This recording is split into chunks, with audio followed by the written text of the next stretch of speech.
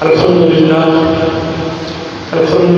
وکفى وسلام علی عباده الذین اصطفى اما بعد فاعوذ باللہ من الشیطان الرجیم بسم اللہ الرحمن الرحیم وقال اللہ تبارک وتعالی فی کلامہ المجید والفرقان الحمید محمد رسول اللہ والذین معه اشداء علی الکفار رحماء بینہم وقال رسول اللہ صلی اللہ علیہ وسلم اکرموا اصحابی فانہم خیارکم صدق اللہ العظیم۔ میرے واجب الاحترام قابل صدر احترام میرے بھائیوں اور دوستوں عزیزوں، آج میں اور آپ ختم قرآن کی اس بابرکت تقریب میں شریک ہے۔ اللہ تعالیٰ تمام شرکت کرنے والوں کی شرکت کو اللہ قبول فرمائے۔ سب سے پہلے آپ کی مسجد کے امام صاحب جنہوں نے آپ حضرات کو قرآن مجید سنایا، ان کو مبارکباد اور خراج تحسین پیش کرتا ہوں، اور جن حضرات نے اللہ کا کلام سنا وہ بھی خراج تحسین کے مستحق ہے، مبارکباد کے مستحق ہے۔ اللہ تعالیٰ آپ کے سننے کو بھی قبول فرمائے اور حضرت کے سنانے کو بھی اللہ قبول فرمائے۔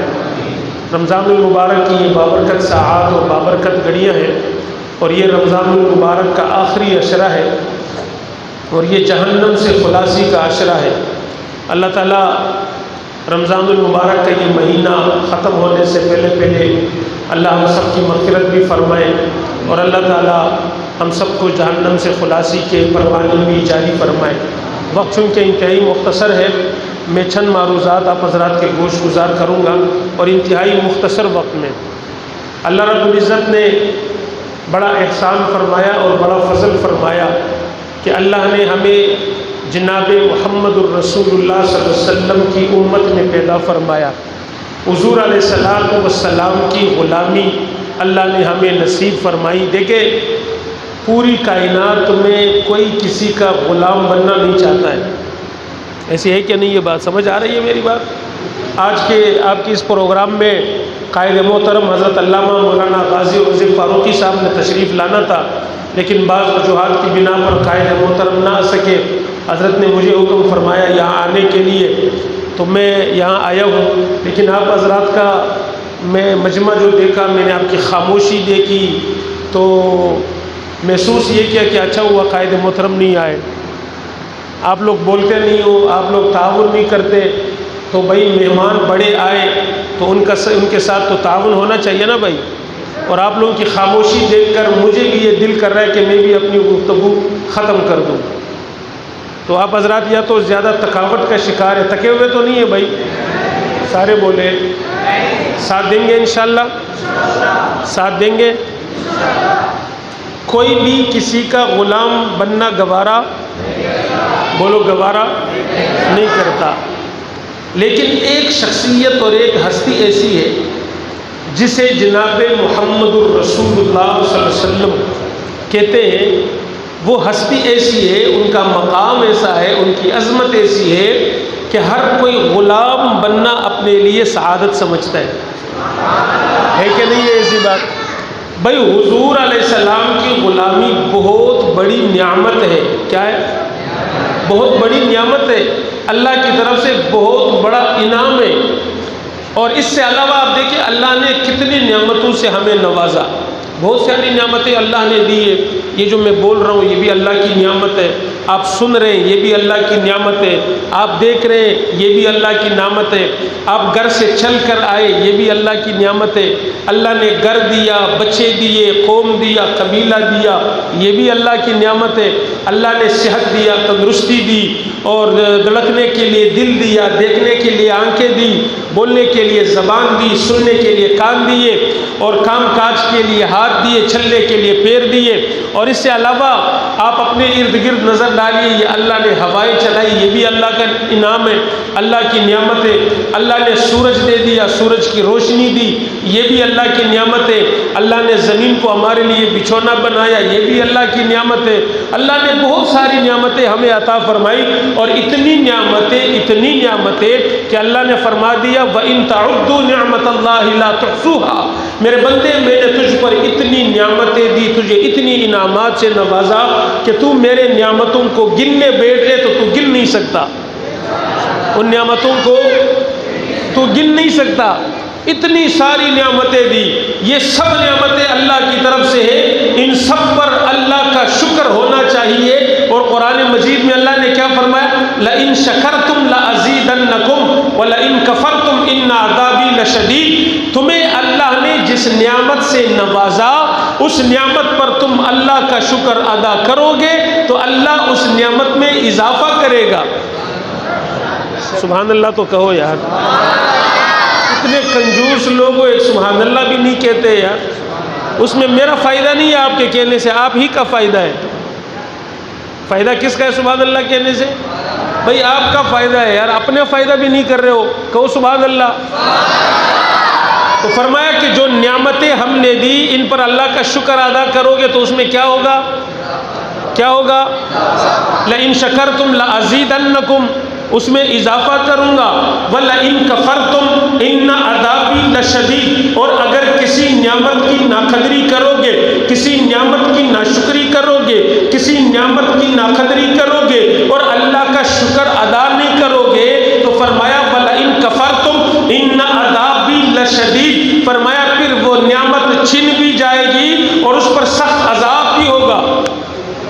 بھئی نعمت پر شکر ادا کرو گے تو اس میں اضافہ ہوگا۔ ایک آدمی کو اللہ نے مال و دولت سے نوازا، اللہ نے نعمت دی، اللہ نے صحت اور تندرستی دی۔ اب یہ آدمی کہے یا اللہ تیرا بڑا شکر ہے، میں اس قابل نہیں تھا، یا اللہ تیرا بڑا شکر ہے تو نے مجھے بہت ساری نعمتیں دی ہے، اللہ تیرا بڑا شکر ہے تو نے مجھے کسی کا محتاج نہیں بنایا، اللہ تیرا بڑا شکر ہے تو نے مجھے مال سے بھی نوازا، مجھے بچے بھی دیے، مجھے گھر بار بھی دیا، مجھے بولنے کے لیے زبان بھی دی، اللہ تیرا بڑا شکر ہے، میں تیرا انتہائی شکر گزار ہوں۔ اور پھر اس کے ساتھ ساتھ اس شکر کا حق بھی ادا ہو، یعنی عبادت بھی ہو۔ جس رب نے زندگی دی اسی رب کی عبادت ہو، جس رب نے صحت دی اسی رب کی عبادت ہو، جس رب نے جناب سب کچھ دیا اسی رب کی عبادت ہو، تو یہ شکر کا حق ادا ہوا، نعمت پر شکر بھی ہوئی، اس شکر کا حق بھی ادا ہوا۔ اب اس نعمت میں اللہ اضافہ کرے گا، اس نعمت میں اللہ اضافہ کرے گا۔ تو یہ ساری نعمتیں اللہ کی طرف سے ہے، لیکن ایک نعمت جو میں آپ کو بتانے جا رہا ہوں اور جو مقصد ہے وہ یہ ہے کہ حضور علیہ السلام کی غلامی والی یہ جو نعمت اللہ نے ہمیں عطا فرمائی ہے، یہ نعمت بہت بڑی ہے۔ اگر انسان ساری زندگی اس نعمت پر اللہ کا شکر ادا کرتے رہے نا تو اللہ کا شکر ادا نہیں کر سکتا۔ یا انسان ساری زندگی اس نعمت پر اللہ کا شکر ادا کرتا رہے کہ یا اللہ تیرا شکر ہے تو نے مجھے حضور کا غلام بنایا، حضور کا امتی بنایا، حضور کا پیروکار بنایا، حضور کے ختم نبوت پر ماننے والا بنایا۔ بھائی یہ اسی نعمت ہی کا تو نتیجہ ہے کہ آپ مسلمان ہو، یہ اسی نعمت کا تو نتیجہ ہے کہ آپ کلمہ پڑھتے ہو، یہ اسی نعمت کا تو نتیجہ ہے کہ آپ حافظ قرآن بنتے ہو، اسی نعمت کا تو نتیجہ ہے کہ آپ تراویح پڑھتے ہو، آپ قرآن سنتے ہو، آپ قرآن سناتے ہو، آپ روزے رکھتے ہو، آپ نمازیں پڑھتے ہو، آپ عبادات کرتے ہو، آپ روزے دار صاحب کہلاتے ہو، آپ حاجی صاحب کہلاتے ہو، آپ روزہ دار کہلاتے ہو، آپ متقی اور عبادت گزار کہلاتے ہو، آپ تبلیغی اور مجاہد اور مدرس اور عالم اور حافظ کہلاتے ہو۔ یہ اسی نعمت ہی کا تو نتیجہ ہے، نعمت ہے حضور کی غلامی۔ اس کے نتیجے میں اللہ نے ہمیں مسلمانی عطا کی، کلمہ دیا، زکوٰۃ دی، روزہ دیا، حج دیا، یہ سارے اعمال دیے۔ فرمایا حضور کی غلامی والی یہ سب سے بڑی نعمت ہے، یہ سب سے بڑی نعمت ہے۔ بھئی جن لوگوں کے پاس یہ نعمت نہیں ہے، جن لوگوں کے پاس یہ نعمت نہیں ہے حضور کی غلامی والی، حضور کی ختم نبوت پر ایمان والی نعمت جن کے پاس نہیں ہے، بظاہر دنیا میں ان کے پاس بہت کچھ ہے، ان کے پاس سب کچھ ہے، لیکن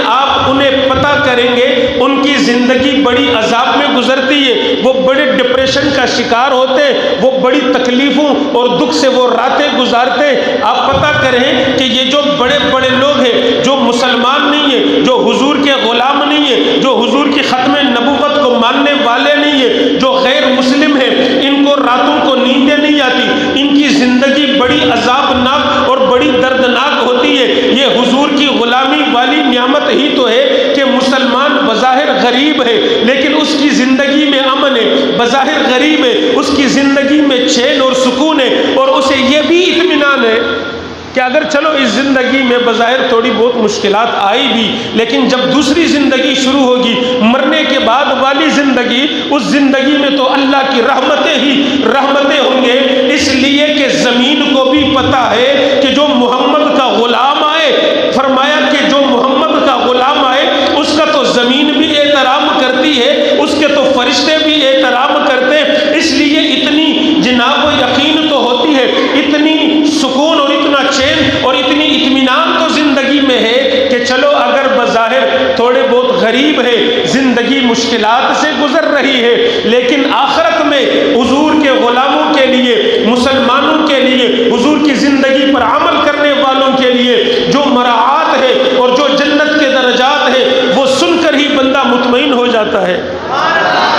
تو یہ بہت بڑی نعمت ہے، اور یہ بڑی نعمت غلامی والی، یہ براہ راست جنہیں ملی انہیں صحابہ کہتے ہیں۔ انہیں کیا کہتے ہیں؟ انہیں کیا کہتے ہیں؟ صحابہ۔ بھائی ہم 1400 سال بعد آئے اور ہم حضور کے غلام ہیں، ہم حضور کے نوکر ہیں، ہم نے حضور کی عظمت کی باتیں سنی، ہم نے حضور کی سیرت کی باتیں سنی، ہم نے حضور کے چہرے کی باتیں سنی، ہم نے حضور کے زلفوں کی باتیں سنی، ہم نے حضور کا حسن سنا، حضور کا جمال سنا، یا تو کتابوں میں پڑھا یا احادیث میں پڑھا، لیکن میں پوچھنا چاہتا ہوں کیا میں نے اور آپ نے حضور کو دیکھا؟ کیا ہمارے آباء و اجداد نے حضور کو دیکھا؟ کیا ان کے بڑوں نے حضور کو دیکھا؟ کیا ہمارے استاذوں نے حضور کو دیکھا؟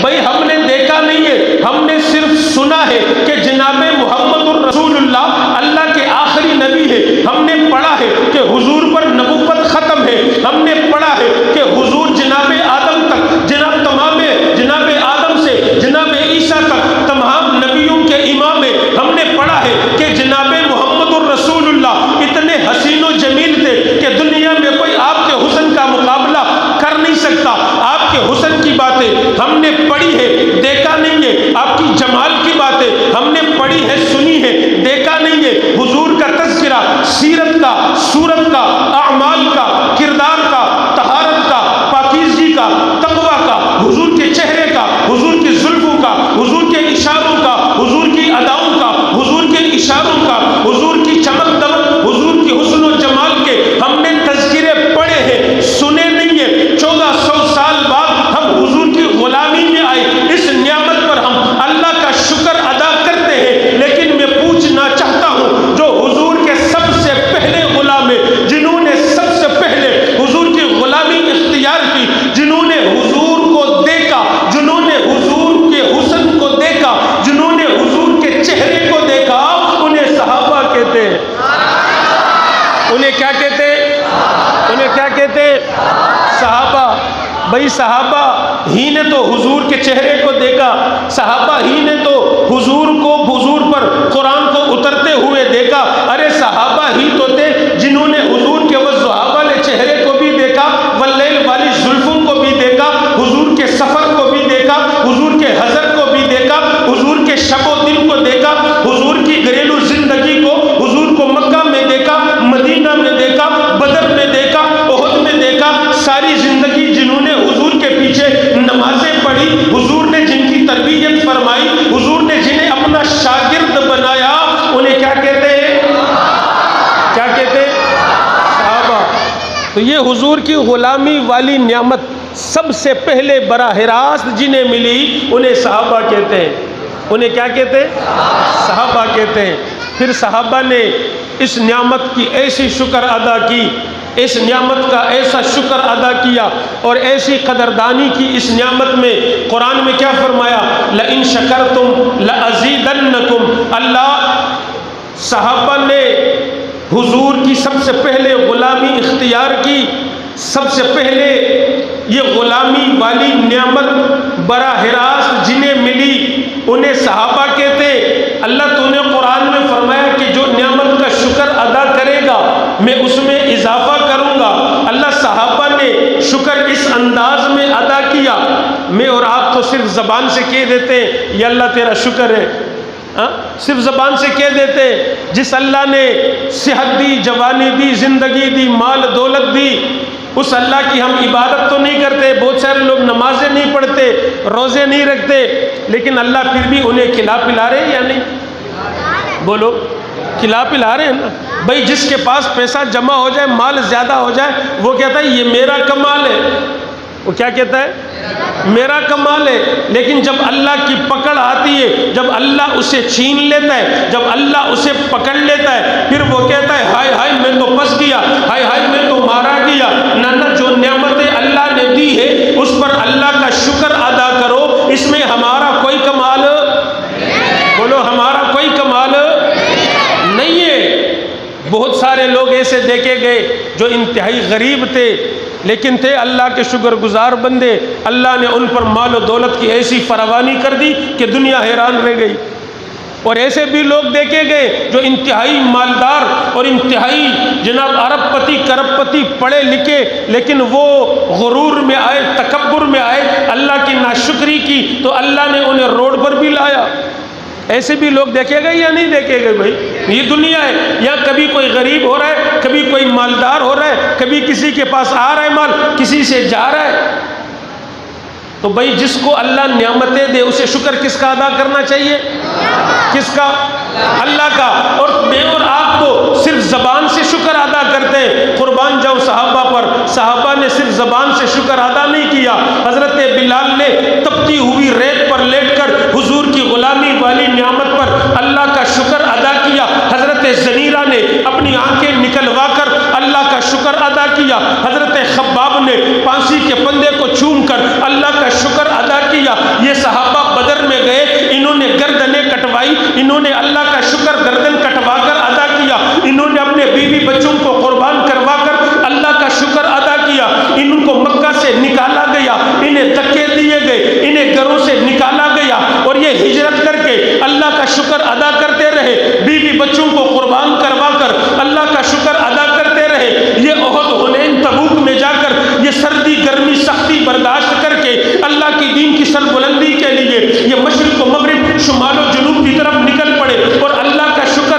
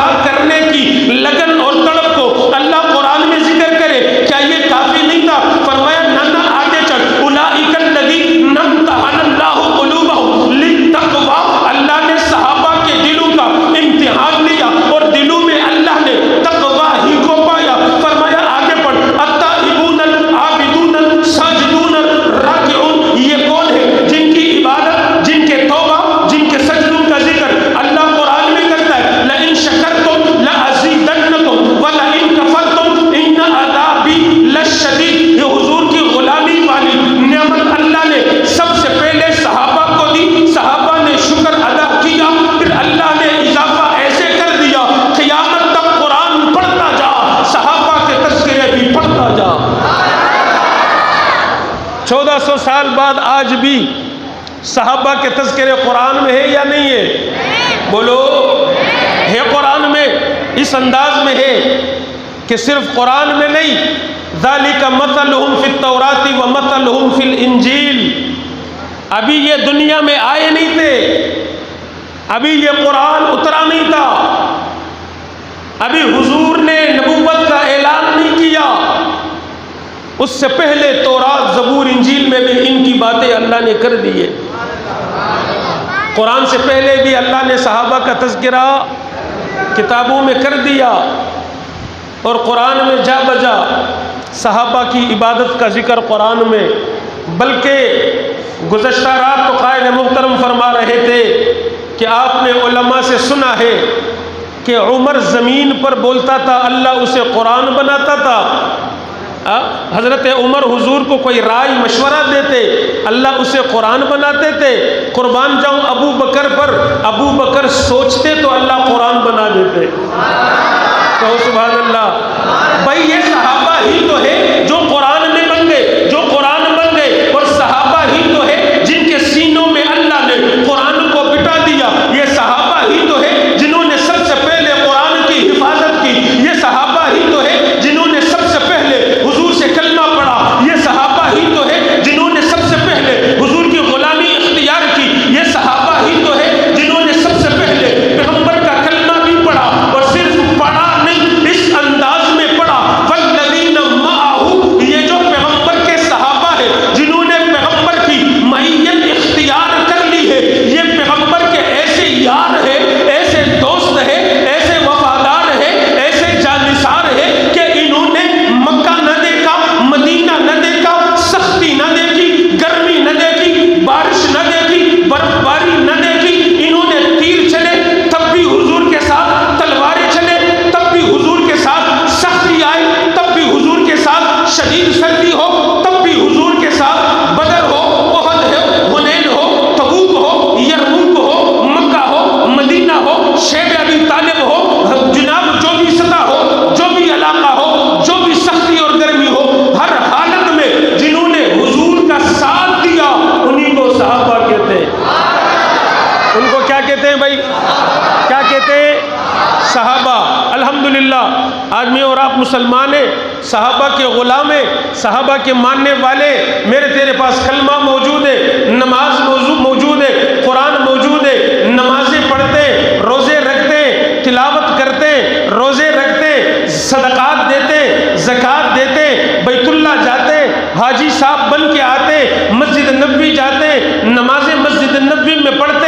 یہ سارا کا سارا دین آج میرے اور تیرے پاس موجود ہے۔ کبھی تو نے سوچا کہ ہم تک یہ دین لانے والے، پہنچانے والے کون تھے؟ کون تھے؟ کون تھے؟ صحابہ۔ آج سے 1400 سال پہلے قرآن اترا نا، مکہ اور مدینہ میں اترا نا۔ ہاں، اللہ والا ٹول میں تو قرآن نازل نہیں ہوا، بولو۔ لیکن آج قرآن ہے کہ نہیں ہے؟ کب نازل ہوا؟ 1400 سال پہلے، اور آج تک ہے کہ نہیں ہے؟ اور جو قرآن آپ کی مسجد میں، وہی قرآن اب بلوچستان کے کسی مسجد میں چلے جاؤ، وہاں بھی یہی ہے یا کوئی اور ہے؟ بولو، یہی قرآن ہے نا بھائی۔ سوچنے کی بات ہے کہ 1400 سال پہلے قرآن نازل ہوا، اور ہوا بھی مکہ اور مدینہ میں، اور آج مسجد اللہ والا ٹون میں بھی موجود ہے۔ تو یہاں لانے والے کون تھے؟ کون؟ صحابہ۔ اور بھائی اس انداز میں لایا، اب پوری دنیا میں گھوم پھر جاؤ، جہاں سے آپ کو قرآن کا نسخہ ملے گا وہ یہی ہوگا، وہ الف لام میم ذالک الکتاب لا ریب فیہ ھدی للمتقین سے شروع ہو کر من الجنۃ والناس پر ختم ہوگا۔ پوری دنیا سے کہیں سے بھی قرآن کا نسخہ اٹھاؤ، ہاں، قرآن کا نسخہ کہیں سے بھی اٹھاؤ، قرآن یہی ہوگا۔ ایک حرف میں رد و بدل، ایک زبر زیر پیش میں رد و بدل، ایک آیت میں رد و بدل نہ جس طرح اللہ نے جبریل کو دیا، جبریل نے حضور کو دیا، حضور نے صحابہ کو دیا، صحابہ نے محفوظ کیا، محفوظ کر کے آگے امت کو دیا۔ 1400 سال سے زائد کا عرصہ بیت گیا، مشرق میں بھی